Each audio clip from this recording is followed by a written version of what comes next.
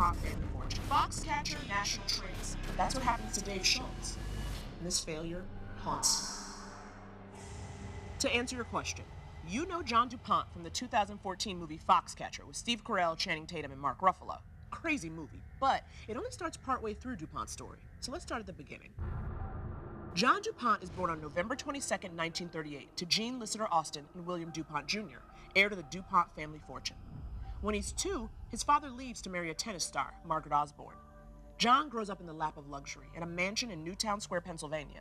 But money doesn't buy you normalcy. He's the youngest of 4, but he's a lonely child, spending most of his free time with his mother and his servants. John du Pont is an awkward and weird-looking kid who grows into an awkward, weird-looking adult. He has yellow teeth and walks around in this creepy, hunched-over way. But John craves the adoration, love, and attention of others, seeking out attention whenever he could, often employing his best asset, his money. While never good in school, he takes an interest in the natural sciences and starts a bird and shell collection. He attends the University of Miami and graduates with a degree in marine biology. In 1972, he founds the Delaware Museum of Natural History to house his renowned collection of 66,000 birds and 2 million seashells. He also wants to be an athlete, but is not very good. But he still tries to make the 1968 Olympic team for the pentathlon, which involves fencing, swimming, show jumping, running, and pistol shooting. He doesn't make it, and this failure haunts him. He avoids social situations with marriage-minded mothers who push their daughters on him, but DuPont needs to marry in order to inherit the money from his family's estate. In 1983, at age 45, he marries 30-year-old Gail Wenck of Philadelphia at a lavish wedding with 500 guests. Shortly after the wedding, things get weird. He gets paranoid Gail is going to be kidnapped. Then he starts drinking heavily. He pushes Gail into a fireplace and then points a gun at her head and calls her a Russian spy. She leaves him after 5 months. But in 1986, he rebounds, as he always does, using his money to propel him forward. He gave millions to Villanova University, building a pool and a basketball pavilion, and starting a wrestling program where he insists on serving as head coach, even though he has 0 experience in wrestling. Not long after, a student sues him, saying he made sexual advances, and Villanova finally has enough of this weirdo and ends the program in 1988.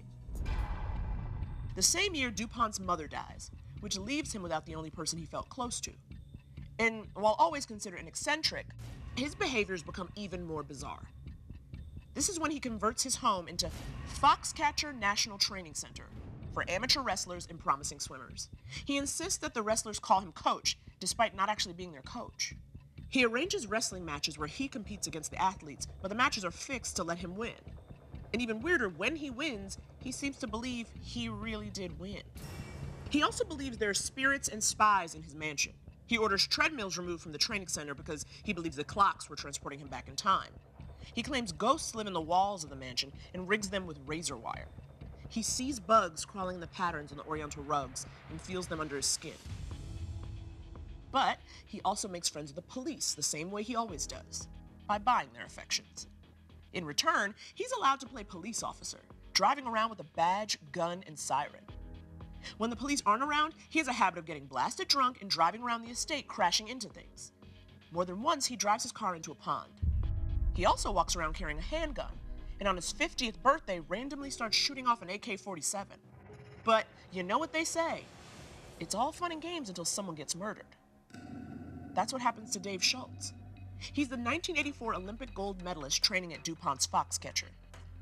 They'd known each other for years and by all accounts had an amicable relationship, while Dave was aware of John's idiosyncrasies. On January 26, 1996, DuPont drives up Dave Schultz's driveway on the DuPont compound. He rolls down the window, sees Dave on the front porch, and says, "You got a problem with me?" He then fires a .44 caliber Magnum revolver 3 times, while Dave's wife Nancy watched. It's still not clear why John shot Dave. He then retreats to the bunker his family had built. There was a 2-day standoff with the police. Eventually, he's arrested and tried. He pleads guilty by reason of insanity, having a number of witnesses come forward saying he was a paranoid schizophrenic. He's deemed mentally ill but not insane and found guilty of 3rd-degree murder. DuPont is sentenced to 13 to 30 years, but dies in jail at age 72.